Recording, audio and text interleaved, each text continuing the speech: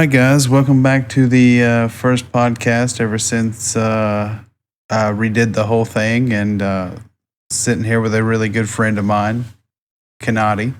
How you doing? Wonderful. How are you? Well, I'm doing great, man. I'm just happy to be here doing this again. So, you want to tell the people a little bit about yourself and what you do? I am your modern day Viking, Colt Wilds. I am a pro wrestler on the indie scene. I work for basically one company right now, which is my home roots, and the best way I can say it is, man, it's the best company I've ever worked for.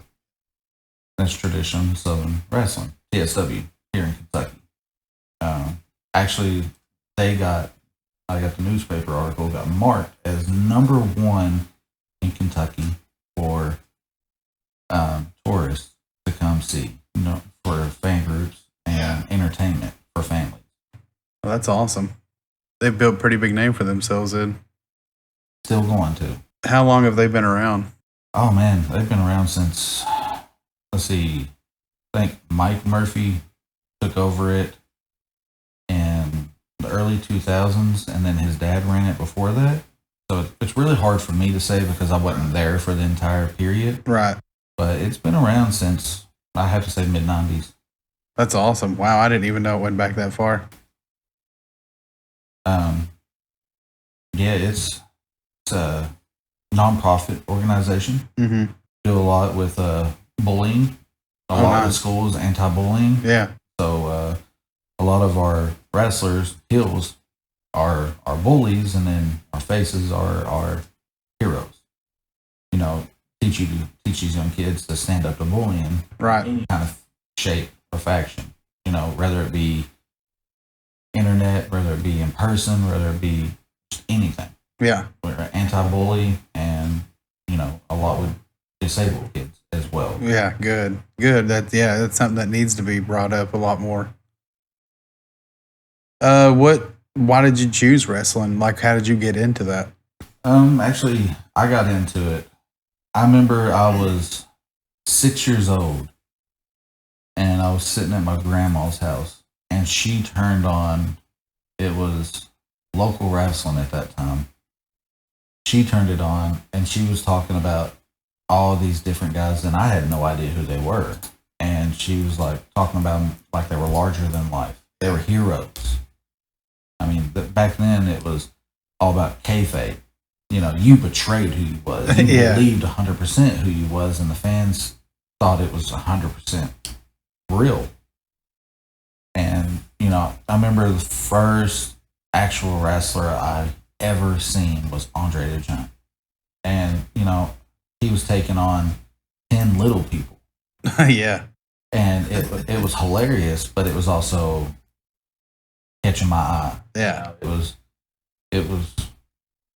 different because he was just standing there pushing them off, and then they were just wrapping all over him, crawling up his body, and my granny was sitting there and she's like, "Look at him flying." And it was hilarious. Ever since then, I've been a wrestling fan. My uncles and aunts and mom, every chance they got, they would, let me meet some of the local wrestlers or anything that, because it was just heroes. Yeah. Without a father figure, you need a hero. Right. So every single one of them got to portray something on who I am whenever I'm in that ring. And I remember my granny told my mom that some wrestlers from a big company at the time was going to be at a fair.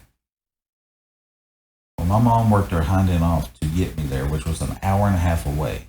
And I got to meet and get their autographs and Polaroid picture. It was Polaroid. Nice. You didn't have cell phones and stuff back then. And it was the Nasty Boys and Hulk Hogan. Oh, nice. And, I was more excited about the Nasty Boys because they just seemed like your everyday people. They wasn't like... Seemed like normal guys. Yeah, they were big, but they were just like normal big. It wasn't, you didn't have these big muscles and everything else. They were just like, they had these blonde mullets and rocking these cut-off shirts and just. Felt like one of us that just ran out there. Dude, they were probably the most humble and exciting people at the same time to be around. Yeah. Hulk, everybody was fluttering Hulk Hogan. Yeah. He's big back then. Everybody was fluttering to him, and you could tell now that I'm older. You could tell he was like, "Get these over with, man. This is crazy. This is crazy." There's a lot of people, and then Nasty Boys over there were like, they were just egging him on. They're like, "Come on, sign another one. Come on, we got all these people. Let's get these signed. Let's get these signed. We gotta get back on the road." And he, I mean, sweat was pouring off him, and they were just sitting over laughing. Yeah. And me being young, I had no idea on what was really going on at that time until I got older, and it was engraved in my mind because everybody has something back then that is engraved to them that's happy or sad or mad, and that's one of my happy memories because my mom's standing there sweating to death because it's at a fairground. Yeah. And I think, I'm not gonna lie to you, I think it was in Tennessee, and I can't remember what part, but it was a field. It was a field? There was a parking lot and a big field, almost like a big playground. Yeah. And I can't tell you exactly where it was at, but that's the number one memory that I have of that. Yeah. And it just, ever since then, I've always wanted to make people smile, make people laugh. And personally that, when somebody walks in a bad mood, I'm always trying to make it better. Oh, yeah. Immediately, right off the bat. Yeah, even if I'm in a bad mood, I'm still trying to make another person feel better. Oh yeah, you're always popping off with a joke or something when, someone walks in. So it's just one of those that one of the wrestlers looked at me and said, what makes my day better is making your day better. I was like, that's cool. It's always felt that way about just giving to the people. Dude, let me tell you, I don't care if you hate me or if you're one of my fans. Yeah. You're going to watch my match, and I guarantee at the end of that, you're either going to cheer something that I did, or you're going to be like, I hate that guy, but dude, that was great. I'm a neutral. I'm not a bad guy. I'm not a good guy, but I'm the guy because I portray old school and new school at the same time. Yeah. The way I work is realism. I'm going to hit you. Yeah. And you're going in. Yes. If you don't hit me back with the same energy, I'm going to hit you harder. Yeah. I'm going to bring it out of you because, people watch wrestling and you see all these high flying and pauses, so, he's climbing up to the top and, I got to stand here for X amount of time before he takes a leap. And I don't want that. Right. I really want to be drained. I really want to be, Yeah, I really want to be out there like struggling. Yes. Like I want to feel like I'm actually in it. 100%. And every single match I do is. I mean, you've seen them, and you see the energy that I bring. Oh yeah. And that's what I want. I want the fans to feed off my energy. Like I said, whether they hate me or love me, they either want to see me lose or see me win. But at the end of my match, they're going to be happy with the results, or they're going to be excited about the results. That's awesome. What age did you actually start pursuing, and getting into wrestling? Oh man. Let's see. I'll be 38 December. This October makes 17 years. Wow, that's insane. Yeah. I didn't actually. I don't know if I can count 2 of those years because I would put those down as training. Mm-hmm. But 17 years since I stepped into the business. Yeah. And those 2 years, the first year was for a company that I loved dearly and missed so much.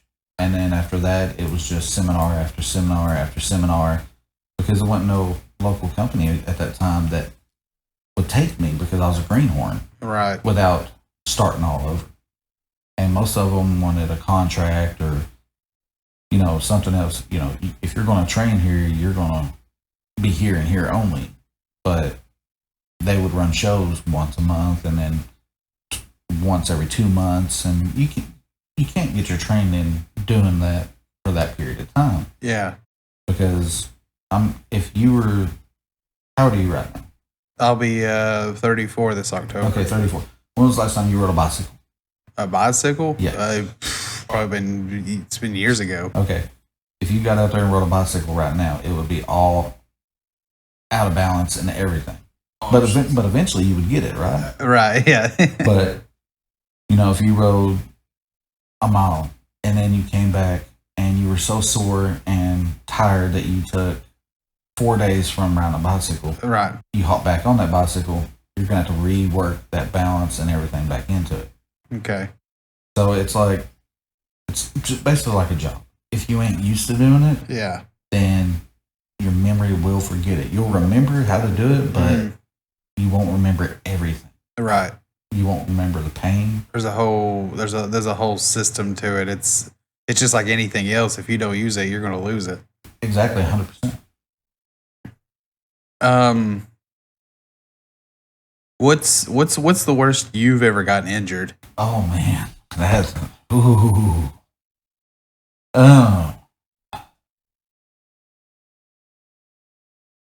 There's 3 I can name. Yeah. And I'm sorry for so many stories, but there's 3 that are tied with each other. And I've already told you one of them. That was facing Tommy Coffee at what's the name of that bar? At the Cotton Eye Joe. Yeah. For the Pat Summit Foundation. We both ended up dislocating our shoulders. That was bad. That hurt. That was like the first time I actually really full dislocated. Yeah. And still going on for another 15 minutes. Oh, that hurt. Because I was not going to try to pop it back in place. If I would have caught that nerve or something, that would have been bad, even worse. But it hurt. Second was at GCW Jellicoe. It was a Royal Rumble sort of cage match. It was 7 versus 7. There's a video of it on YouTube, but I got my shoulder dislocated in the cage. Oh, wow. And I was pinned up against the ropes in the cage, and I was laying on the shoulder that got dislocated. Oh. So there was nowhere for me to walk to try to slam my shoulder or anything to try to get it popped back in. Well, I had another wrestler come over and started beating on me, and just so happened he started kicking that shoulder, and I'm screaming at him. Yeah. I'm like, dude, it's out of place. I'm crying. I don't care who you are. Tears will run down your eyes when this happens if you're not used to it. No, I've never had it happen. Well, imagine, you ever had your nose broke? No, but I've ringed it a couple times. Well, imagine that feeling in your shoulder. I can't do this. But he's an EMT. So he looked at me and said, "Oh, it's out of place." And I said, "Yeah." And he looked at the fans and said, "His shoulder's out of place." And he put his foot on my chest and pulled with everything he had at just one time. And he pulled so hard that he lost his grip. Oh, wow. And he's a bigger guy. So yeah. He just sit on his butt pulled with his feet up against my ribs and my neck. And it popped, and you can hear the pop over the fans. Ooh. And, I said a few choice words. Yeah, there was no stopping that. No. It was...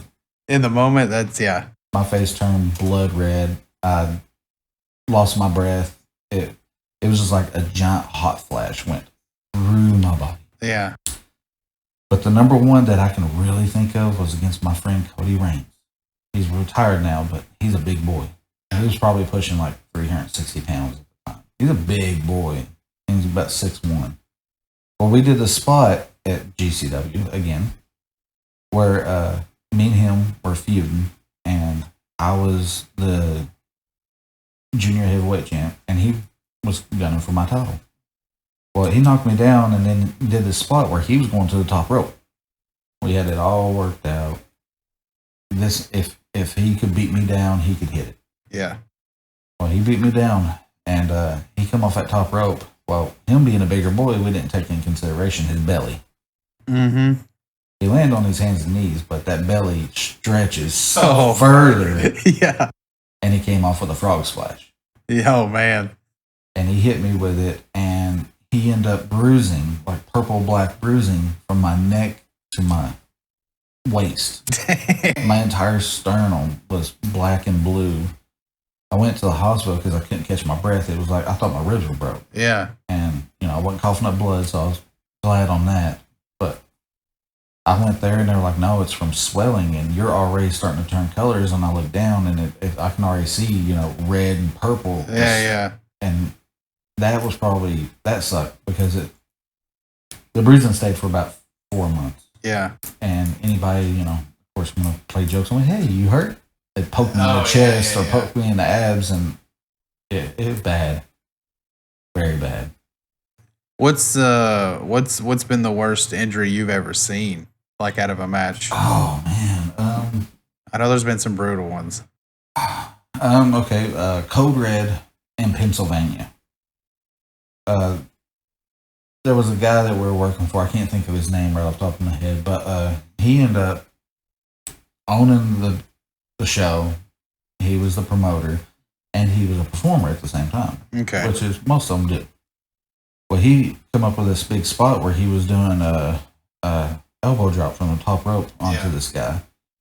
Well, he jumped, and whenever he jumped like Rob Van Dam. I mean, he went. Oh, he went up. He went up. Yeah. And he was a medium-sized guy. He's probably like 170 pounds, 180 pounds. Yeah. Muscle.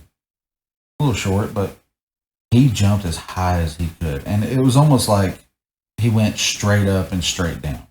Oh, okay. But he didn't come actually straight down. He actually had a little bit of an arch. Right. But he went in for an elbow drop, and he missed the guy. And he wasn't supposed to. He went a little bit short. Yeah. But his arm still flipped the guy. So whenever he came down, he hit with his side, of course, an elbow. Right. So whenever his elbow hit, it wrapped around his arm. Ooh. His arm, his elbow completely dislocated. Ooh. And wrapped all the way around to the front. He couldn't even bend his arm. It was completely straight. We thought he had broke the bone and it pushed through. Yeah. But no, he had dislocated every bit of it and it was pushing out the other side. Ooh, I feel like that'd be worse. I ain't talked to him since then. Yeah. But he did have one of his guys message me and wanted me to come back, but the money just wasn't right for me to come back the second time. But last thing I remember, I had him on Facebook, and he was in the hospital for, I think, about 4 days. Yeah. They had to do surgery to put it back in place. Ooh. It wasn't just, we're going to pop it and swing it around. Yeah. No, they actually had to go in and remove stuff and then put it back in place and then put pins in and everything. Damn. But that's probably one of the worst. I've seen some that are bad, but that one just hurts me. Yeah. Compared to the others. Blood and bone breaking is something usually that happens and you're like, okay. But a full dislocation that's wrapped around to an opposite side. Yeah. That makes my stomach cringe right now. Yeah. Just thinking about it is making me, ugh. Well, it could either be this year or whenever, but what's been your favorite match, like your most memorable match? Which I'm sure there's several, 17 years in the business, so. There's a lot. There's actually, there's 5 guys that I've had matches with that are in my top tier as far as indies. Number 1 has to be Cody Rings. Number 1. Number 2 would have to be Sarge at TSW. You watched me and him on our first match. Oh, yeah. And our second match was a blowout. It was great. Everything was on point. Everything was good. Third one, he kind of beat the crap out of me, but I still won. He came in with a problem. And then we had 2 more after that were really great. Yeah. Third would have to be Mike Murphy. You know, I've never worked a man in the ring that is more agile at his size and willing to do everything for the fans. Right. You know, if I looked at him and said, okay, well, I'm going to give you a Canadian Destroyer off the balcony, he'd look at me and be like, I don't know about that, but we'll do it. Let's see. Fourth would have to be J-Town Daddy. J-Town. He's retired, but J-Town is wonderful, great dude in the ring. And he's worked, you know, he worked Atom Bomber whenever he was, if you don't know who that is, that's Kane. Okay. So he's good friends with Kane. Nice. And, you know, he worked him in his younger years before he got to be WWE. He got to be the doctor and everything. Yeah. It learning from that guy in the locker room, even though I'd been in 15 years at that time, still learn. No matter what. You sit down with anybody and you can learn. I can learn from younger guys. Right. But that man, just the amount of knowledge and the humbleness that anybody, don't care who it is, anybody can walk up to him and just start talking to him. And he's just, he'll cuddle you, make you feel special, give you a bottle, and put you to sleep. That's how he makes you feel. Okay.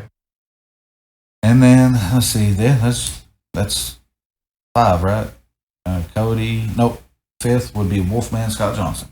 Okay, I remember you talking about him. Yeah, Wolfman is an older man. I had some matches with him that's on YouTube. An underrated wrestler, in my opinion, in Tennessee. Yeah. Very much underrated. Is he still wrestling? Yeah, he's wrestling and riffing. Oh, nice. Mind you, his son's a wrestler too. His son goes by Hairband, which is a great performer as well. But Wolfman deserves more credit and more bookings than what he gets. This man literally would do anything. He served our country. Yeah. He relaxes. He gets in the ring with a smile on his face and don't care. He just has a good time. Yeah, he's there to have fun, entertain, and move on. Yeah. If you don't want to do that, get away from him. So I'm afraid, you know, I think I'm not wrong, but I think he was a Navy boxer. So he's a little guy, but yeah. I've seen this man just play around when it comes to boxing, and he can box someone's jaws for him, so walk away.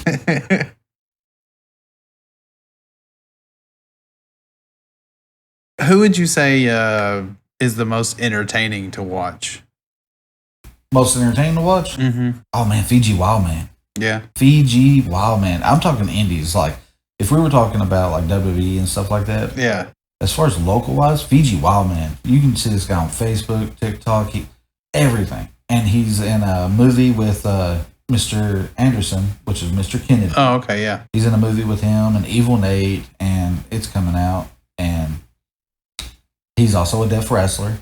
Oh, really? Yeah, there's only like 5 in the United States. And 2 of them work at TSW. Oh, that's cool. Fiji and Ladies Man. But Fiji is like entertaining. He's this big Samoan dude, and he just like he gets so much thrill out of scaring people that it's almost like if someone was to walk up and give you $1 million, it would not reach his level of excitement.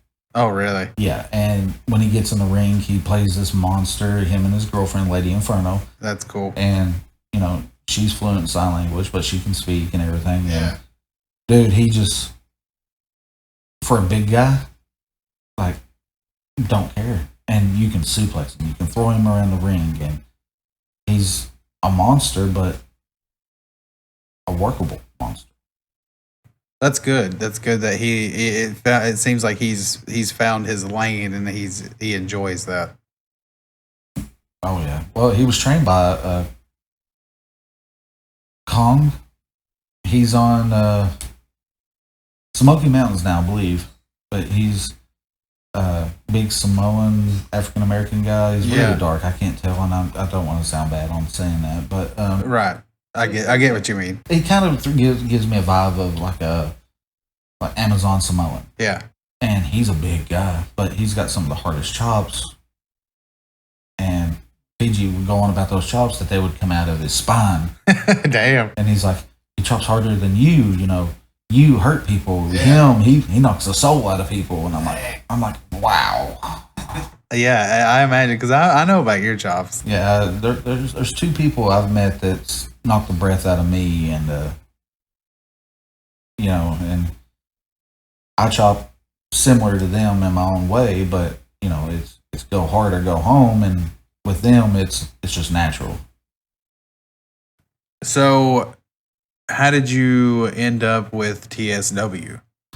Well, I was working East Tennessee Wrestling at the time, ETW, which is where I met Wolfman and all of them. And well, unfortunately, John Collins, the owner, was moving to Georgia, and he was like a food inspector. That's what his job was. Right. And his job gave him a big promotion and a raise. So they travel a lot. Yeah, well, he had to move to Georgia. Yeah. So he ended up selling the company, and I ended up having to find somewhere else to go. Oh, okay. So I worked a bunch of different other companies in Tennessee and Kentucky and Pennsylvania and everywhere else, and I was like, none of them felt good. Like it just wasn't for me. Right. I can work it, but it's not home. So I met Mike Murphy. He had a show at Corbin, Kentucky, probably in 2014. And I met him then, and me and him talked back and forth. But at that time, he was like, yeah, we'll get you in. And I kind of felt blowed off. You know, it was kind of one of those, yeah, whatever. Right. And, but in Mike's defense, he was in a bad place at that time. So I let it go. You know, I kept going to shows and talking to him, and you know, he was like, "Man, you do come a lot." I'm like, "Yeah." He's like, "Okay, well, you know, we'll get you. I'll look you up, and we'll get everything situated." I'm like, "All right." Well, the company ended up shutting down for a little bit, which made a lot of people sad. So they started running with GCW, which I worked for. They were doing two companies into one show, and my buddy at the time, best friend at the time, was Big Cousin Frank, and then Joe Hamlin, my best friend, and Walter Paul was working down there, and they were like, you know, you can come down and work, but I had bad beef with somebody that was there, but you got to be cool. I'm like, all right, whatever, I'll be cool, yeah, as long as he's cool. So they asked me to be cool. They told him to be cool. Well, we get down there, and I end up meeting some of the new guys before then, which the first one I ever met was Austin Michaels. Okay. He was taking something that I started years before that, which was the Brotherhood. And he built it into an empire.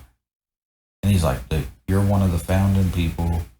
I want you to come be with the Brotherhood.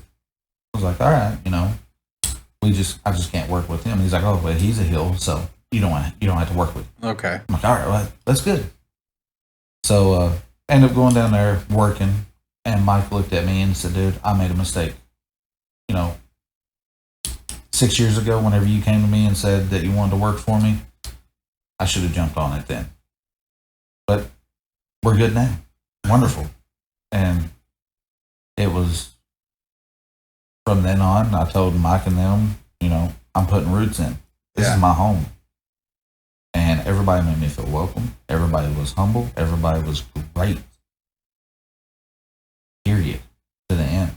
GCW ended up closing down. So TSW went full steam ahead. Yeah. And Mike's like, I want you to come work for me. All right. So I've been with them now for 2.5 years. Yeah, 2.5 years now with TSW. And I plan on being there until I'm in a cane or something. They tell me you can't. You're right. I might not be a performer, but, you know, I might be something else. But be taken out in a full body cast before I'm out. I love it, dude. It's like doing my IRL job. Yeah. I get happy when I see boys that get to go home and everything else. Yeah. And then whenever I'm in that ring, I'm happy that in my head, it's, some of these people are abused or abusive. Yeah. So when I'm working as a heel, the person, the abuser, is yelling and screaming, trying to spit, get at me and fight at me. Well, hopefully he does it so much that he or she is so tired that when they get home, they can't do it to the ones they love. All right. So I feel kind of like a hero. It's like a release for people. I'd say for some people, it's almost like a type of therapy almost. Oh yeah, dude, you know me. I love pain. Yeah. Don't take it in the wrong way. I don't like, being whipped and stuff. But it's just that sense of empowerment. I guess that's the best way you can say it, because you have the power to help somebody or destroy somebody. Right. And in reality, you're helping somebody on both levels. Because tell me this, if you didn't have somebody that you did not dislike or that you couldn't take your frustrations out on, where would it go? For me, it's music or, gaming. Exactly. Now, how many times, because I'm a victim of it, how many times have you had, just one of your coworkers or friends come up to you at the wrong time and then you're just like, and just walk away? Oh, yeah. Well, yeah, we've all had that. That's the frustration that I want that disappears. Yeah. I want whenever people walk up to me, I want them to say, dude, thank you. Or I want them to say, dude, you're good, but I really hate you. Yeah. And it's like, yes. Either way, yes, I'm the guy. Well, take it this way, and you know this for a fact. It's easier to make 1 million people hate you than it is to make one love you.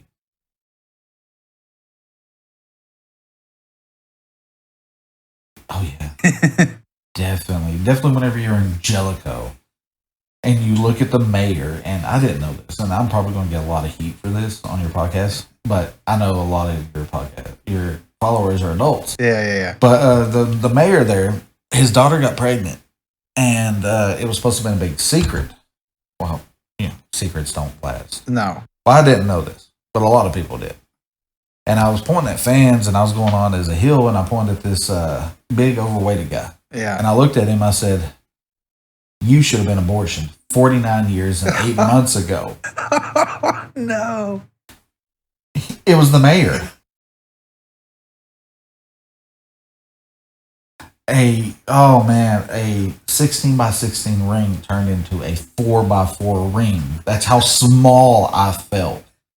Because him and his family and everybody else was trying to get in the ring to get me, and security, there wasn't enough security, and the wrestlers were coming out trying to stop them. Oh, man. I had to be escorted out by the police. They were throwing stuff at my vehicle as I was pulling out. It was bad. Like, they told me, you're never welcome to come back. If I ever catch you coming back, I will, quote unquote, kill you. And I will find out where you live. And I'm sitting there smiling like, well, you're going to have to cross the border to come get me, dude. I did my part. And I ain't gonna lie to you. Whenever Austin asked me to come down to GCW, that was in my head. I was like, "Is he still the mayor?" And they're like, "Yeah, he is." And I'm like, "Man, that was a long time ago, but yeah, let's go see how this goes." Well, he come up and talked to me. He's like, "Dude, I'm sorry." And I'm like, "Why are you sorry?" He goes, "I shouldn't have acted like that." And me being the mayor, and I'm like, "Dude, I had no idea about your daughter." Yeah, dude. Nobody told me. And I told everybody what I was going to say going out, and they just snicker and laugh about it. Yeah. He's like, that's kind of messed up. And I'm like, yeah. And he's like, nobody told you? And I was like, no. He's like, good, because it was supposed to be a secret. I said, everybody knew but me. He's just like, I wanted to rip your head off. If I could have got to my gun, I would have hurt you. Yeah. He's like, I am sorry. He said, I never wanted to hurt anybody so bad in my life. And supposedly I made his daughter cry. His family was crying. His wife was throwing a fit. The company was almost banned from being there anymore. And he's like, I overreacted. It's an entertainment show, and what you said, even if you did know. Right. Even if you did know, you're doing what you're supposed to do. Right. Yeah, exactly. But we chilled it out, and Everything's all cool now. yeah, he's a good guy. That's awesome. So how did you tell me about like the evolution of Colt Wilds? Oh, dude. Wow. Actually, my first wrestling name was actually King Kenady. King Kenady. Because everybody couldn't pronounce my last name as Kenady, Yeah, so yeah. they called me Kenady. So it was actually King Kenady. I was bald. I had somewhat of a beard. I was a lot bigger, better in shape. You've seen pictures. I was, a monster. And I was going to wear purple, black, and gold was going to be my colors. And everybody's like, well, everybody's doing these king gimmicks. I was like, okay, well, shit, what do I do now? So I'm sitting back, and, at that time, my two mentors was Jordan Cage, Picture Perfect, and Dustin Reyes. And Dustin Reyes was like, the guy for me. Yeah. He was the heel. And then another guy stepped in, and his name was Jason Kincaid. Well, these guys were like doing their own gimmicks, doing everything spot on. They told me to do something that was me. And I didn't know who I was at that time, as far as wrestling goes. I just knew myself as a dad and as a husband working at Pepsi Cola. Okay. And I was like, okay, well, I'm about to sit and think about this. And they said, no, don't think about it. Yeah. Just be you. I'm like, okay, well, I can't be a dumb Pepsi man coming out wrestling. So I sat down and I thought about it. And me and my mama was talking one day about my papa and firearms. And she was telling me about all the guns that he had because I bought a new gun. And she's like, your papa loved his Colt 45 that he carried. And I'm like, oh, really? She's like, yeah, it's his favorite gun. I bought it for him for our anniversary, our first anniversary, and he always carried that gun on him, I reckon. I was like, well, I like the name Colt. I'm going to call myself Colt, but I got to come up with something else. Well, Mama looked at me, and she started snickering. My mom looked at her and said, I know where you're going with this, and smacked her on the arm. My mama said, well, I always called you a wild child. Why don't you put Wilds in there? And she's like, no, that don't sound right. What about Wild? I was like, okay, Colt Wild. And she said, no, add a Z into it, not an S. She's like, okay. I'm just sitting there and I'm like, Colt Wilds. That does kind of ring a bell. I was like, all right, I'm going to call myself Colt Wilds. And it worked out good. Then I just went as Colt Wilds for a little bit. I was wearing black, as most new people should. It should be just one straight color. Right, yeah. I was wearing all black and had some gray writing on my shirt. Had a custom shirt made, and they said Colt Wilds. And then the girl I was dating at the time looked at me and said, well, nobody moves like you. Nobody wrestles like you. You idolize, and she was a wrestling fan at that time, and she was going on the indies and talking about people that I idolized, and she's like, you take all these and put together, you make them all seem like one. And she's like, why don't you call yourself the one? I was like, okay, I'll be the one, Colt Wilds. And I was a headhunter, which means, bounty hunter. Right. Someone pay me and I'd come in and destroy someone. I'd rip their head off or ruin their career or take something away from them that they love and cherish, which would be a title or, something of that nature. And I was still wearing all black and a little bit gray, and they were like, okay, so you establish yourself now. It's time for you to come out with your get up. I was like, oh, what's wrong with this? And they're like, you look like Kevin Steen. And I'm like, crap. They're like, yeah, the black trunks and the shirt and everything. You look like Kevin Steen with the arms cut out and everything. And I'm like, well, I can't rip him off because I already look like him. So, and people that don't know now, which is Kevin Owens. Okay. Kevin Steen is Kevin Owens. Okay. And I was like, all right, I can't rip him off, so I'm going to come up with something. So the girl I was dating at that time, she's like, well, the color that you need to wear matches who you are. And I was young. Yeah, yeah. And I was all about girls. Mm-hmm. And she's like, sitting there with my mama, and she's like, you know what his color should be? Just being funny. And Mama was like, what's that? She's like, he's got a baby. He's got me pregnant. Blah, blah, blah. He should do the horny color. And Mama looked and said, what, green? Green. So that's where the green came from. Because it's the quote-unquote horny color, but... I've always heard you should eat green M&Ms. So my mama was like, green? I was like, ugh. That kind of... Okay, you know, how am I going to go about this? Yeah. Green? Yeah. I mean, not many people at that time was rocking green. I was like, all right, well, there's so many different colors of green. I'm going to have to pick one. I can't do something too bright, and I can't do something dingy. Right. I ended up going with a zombie green. Yeah, I love that too. The reason I went with a zombie green is because I got custom shirts made. First time bringing it out. Mm-hmm. And it's before this one.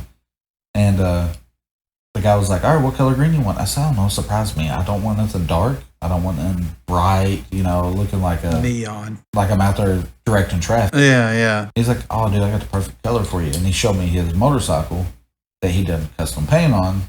And he's like, look at this. And I was like, dude, that's nice. He's like, yeah, I put two colors together and I'm calling it zombie green. I'm like, okay, well, let's do that. He's done. Nice. And he came up with the design of the two guns going down into the skull. It was going to the back of the skull, kind of like Boondock Saints. Right. The guns were pointing down into the eyes where the barrels were sticking out of the eyes. And you could actually see the bullets coming out of the gun. Oh, cool. So that was my first shirt. And then the gear I got, I had it all custom made. Nobody else has what I have. And I had all that made, and I put it on. I walked out, and the promoter looked at me and goes, that's you. He said, nothing else would make you look like you other than that. He said, I love it. As soon as I went out, the fans looked, and they were like, what in the Skittles is that? And I was like, I'm going to own it. You're going to hate me. Yeah. A lot of people like green. So now you're going to cheer or hate something that's wearing your favorite color. So that's where the whole ordeal of Colt Wilds came from. Yeah. And then 2 years ago, I decided to follow my faith, which is Ostler, which is Norse paganism, and become the modern day Viking Colt Wilds. Right. I thought about changing the Colt Wilds, but I'm just going to keep it. I mean, it seems to fit, man. I've had it for so long, I was going to call myself Finn Odinson. Mm-hmm. After Finyard the wolf. Yeah. Because I come there with honor and respect, but if you disrespect me, I'm going to ravish you. And that everybody knows that as Finn because the gods betrayed him, and then he took his best friend's hand as payment. Right. And that's what I wanted people to understand, is that my stories are coming from it. And I don't care who you are, I give you honor and respect, unless you disrespect me or disrespect the ones I love, which is my fans and workers in the back. So now you get the modern day Viking. As you've seen, yeah, things are starting to progress more and more. Custom this, custom that, and yeah, you know, helmet, mask, my furs, titles. You know, my entrance is done by Peyton Parrish, which is a very big known Norse metal music. Oh yeah. And, you know, I've messaged him and asked him permission and everything else, and, you know, okay. You know, that's awesome. It's so I can use it anywhere I go. And it really humbles you whenever someone of that stature is like, yeah, you know, it's giving them free recognition. You know, I've had two big music guys like that, you know, say thank you for me using their stuff. Peyton, and then I can't think of his name right now, but I'll send you the song. But I use it on one of my TikToks, and he has over 3 million followers. Oh, I know who you're talking about. I remember you showed me. Yeah. And he liked it, and then he's like, dude, use all my stuff. That's awesome. Use all of it. Cheer. And I'm like, that's cool. What advice would you give someone who is just starting to get into wrestling? Pace yourself. Yeah. Yeah. That's the biggest problem that people have with entertaining and wrestling. Don't rush it. Well, yeah, don't rush it because in the ring, your adrenaline gets pumped. You get excited. It's a different feeling. It's like you hear people talk about it. You've been in front of people. That feeling. Yeah. And you can burn yourself out so quick. Right. They get in there and they think that they're moving normal speed, but they're zooming like they're yeah. And next thing you know, they're gagging because their mouth is so dry because they can't breathe. Even training, pace yourself, dude, because you can't learn everything at once. And when I train somebody, it's on realism, and two, don't do it until you get it right. Do it until you can't mess it up. Because if I was going to come over and do what you do, which I probably could never do what you do, and that's stream, and telling people, sitting there having a conversation with 30 people, including myself, and keep up to par with every bit of it. I couldn't do that. It gets chaotic. Oh, yeah. So sure. I can only imagine on the other side, in the ring, it's chaotic. Yeah, you've got, our last show, we had 400 people, 400 plus. I don't know the exact numbers, but I know it was in the 400 range. Wow. But whenever you got that many people yelling at you and cheering for you, yeah, you intend to get a little excited or step in a wrong direction. And that's the whole point about taking your time and knowing where you're at.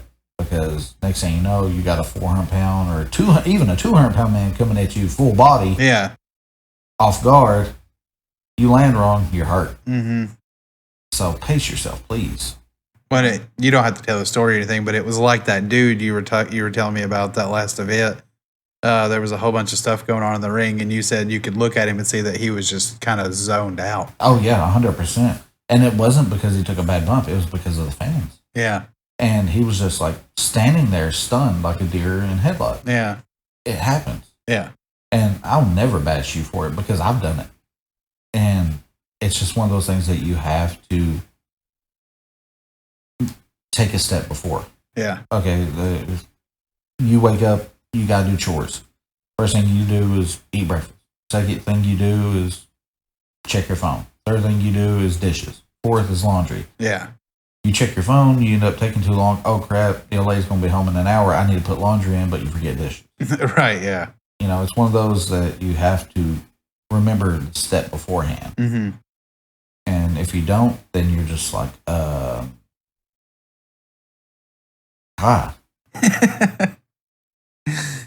All right. What are some upcoming events? Oh, dude. Let me pull my phone out here for you. I'll give you the next 3 months. It'd be awesome to see some new faces there. But we have, July 20th is me versus Big Cousin Frank Vanover for my title. And if he beats me, he gets my title. If he loses, no more. He's done. Yeah. Retired. Gone. Period. That is the most closest event that we have. And then I know we have August the 3rd, I believe.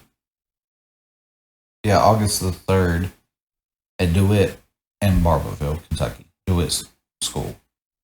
And then August 24th, we're here at the Barnabas home. And every bit of this is fundraisers for each one. The Link Camp is for anti-bullying and for the football team, I believe. DeWitt is to help their school education. And then the Barnabas home is to help raise money for these boys. Yeah. Whether it be for Christmas or birthdays or whatever it may be. But I love doing it for these boys. Yeah. But that's the next 3 events that we have that are coming up. And you said July the 20th, right? And that's in Corbin? Yep, that's at Link Camp High School.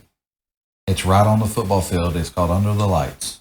Because they're being real nice and letting us use their field, and their field is, it's beautiful. It's really nice. That's awesome. And we're going to be under the big lights, entrance, everything. I think Mike Murphy's went all out on this for everything. I know that I've spent myself probably $600 on my entrance to send off for a great match. It's going to be phenomenal. This show is a stacked card already. So you said that this could this could be Big Cousin Frank's last match. Well, talking to me straight on, it will be his last match. Because I'm going to do everything in the world to beat this man to death. Yeah. He will not walk out of that ring. If I have any opportunity to destroy this man, I'm going to. Mind you, I love him to death. He is my best friend when it comes to this company. He is my best friend, my longest friend in the ring. I've spent more time in a car with this man traveling than I have here at work. And that says a lot. Yes, he disrespected me. Yes, he went about everything the wrong way. But I understand. His body's falling apart. He's not the man he used to be. Right. And the man that he thinks he's better than is outshining him and doing better. And I've got that beautiful, beautiful Southeastern Kentucky Bulldogs championship. And he wants it. So he put something on the line that he thinks that he won't lose. And that's his career. But I got news for him. You better be ready for a war, because I'm going to rip him apart. And that's on July 20th, you all. So be sure to be there for that, because it's gonna be an amazing show. Yeah, it starts at 5 p.m. and it's meet and greet beforehand. Like I said, you're going to have tag team title match. You got Tank Evans as the TSW Rock and Roll Heavyweight Champion. He's a phenomenal performer. I don't know exactly who he's facing right hand, but I know that Mike Murphy versus Sarge is happening, which is going to be great. I want to watch that. Oh wow! It might actually be Fiji versus Tank. Ooh, that would be awesome. I mean, those two guys, when they get in, they clash. And we had a triple threat match not too long ago, and it was a freaking clash. But those two, just watching them, it's like watching two 2x4s slap up against each other. It's like, which one's going to break first? Yeah. Which one's going to break? That always makes for an awesome show. Then you got, I believe, 606 Mafia taking on Death Star, which is Cameron and Rippick, which, let me tell you, if you love watching high flying, you love watching somebody that can just jump off the top rope and do flips and everything, you need to watch Rippick. This dude has been in the business quite a while. He's underrated in my books, and he should pursue a much higher career. You know, with the type of stuff he's pulling off. Yeah, he should be Ring of Honor, NWA, or oh wow, I mean everywhere, OVW or AEW. Yeah, you know, even try out for it. You know, I would push this kid to try out for that stuff. That's how much faith I have in him. Just watching him. Then you got the cruddy little brotherhood, aka the sisterhood, as everybody likes to say. Yeah, Wife started that for some reason. Austin Michaels is probably the one manager in Kentucky that can get under your skin in an instant. Oh yeah. Oh yes, man is good at what he does, and nail in the coffin is an understatement. This man is swinging a hammer on a freaking railroad tie and knocking it 10 feet into the ground. Which now Sarge is part of the Brotherhood. He turned his back on everybody after I beat him and blamed everybody for his loss. And now he's joined the Brotherhood. And he went out and put his hands on Mike Murphy. Oh. So those two having a rivalry match is going to be great. can't think of any more right off the bat. I don't know if Thurston Cade is defending his title, the Brotherhood Championship, which is, I was the first one. This title that he has now is nothing. Mm-hmm. J-Town Daddy retired with the Brotherhood Championship, so that title should be gone. Oh, okay. But Thurston, if he's facing anybody, good luck to you, because I hope he gets smacked. Him and his little bald head. Well, where can people find you? Oh, dude, Facebook, Colt Wilds. I'm on Facebook. I'm on YouTube. And that's about it right now. I'm not done Instagram for myself or anything in that matter because, it's kind of hard with everything else. But feel free to message me anytime. I might not get back to you right off the bat, but I will get back to you. I know that TSW, they've got their own. Yeah, they've got YouTube. They've got Facebook. I believe they've got Instagram. You can hit them up on there. Like I said, it's a nonprofit organization. You can hit them up. I don't know if they do donations or anything like that. The money goes for a good cause. It don't go to any bull crap. It's, 100% where you put your money is where it's going to go. Mm-hmm. And, Mike wants to do this big, which he started to do this big no vaping for schools. Yeah. And that's one thing that I will get behind and support just because it's a big issue. Yeah, it is. It really is, Like, hey, let's take these colored packets of cigarettes and put them in the back because they look like candy to kids, but let's take these fruity, puffy things and put it on the front so kids can see them. Exactly, yeah. But, yeah, I mean, I'm going to tell you now, if you want to come watch good, clean, Christian wrestling, TSW is where it's at. Even though I am not. Right. But I can tell you now, you won't get no F-bombs or anything in that nature.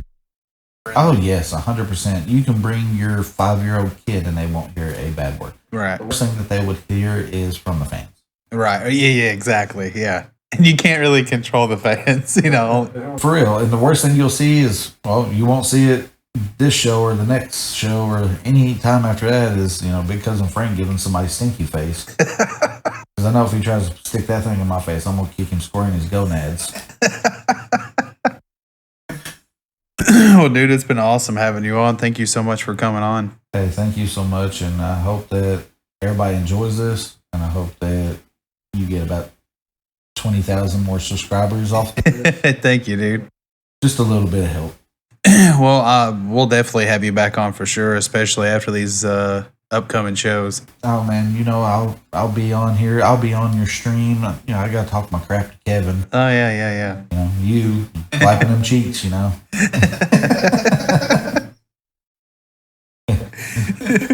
had to put you in, Kevin. All right, man. Well, I'm looking forward to the show and looking forward to the next podcast episode. I'm looking forward to seeing your face at the show. Oh yeah. And your kids. Oh yeah. We're gonna be there. Oh, I got front row seats for you. Awesome. Well, thank you, man. I appreciate it. Thank you. All right, everybody.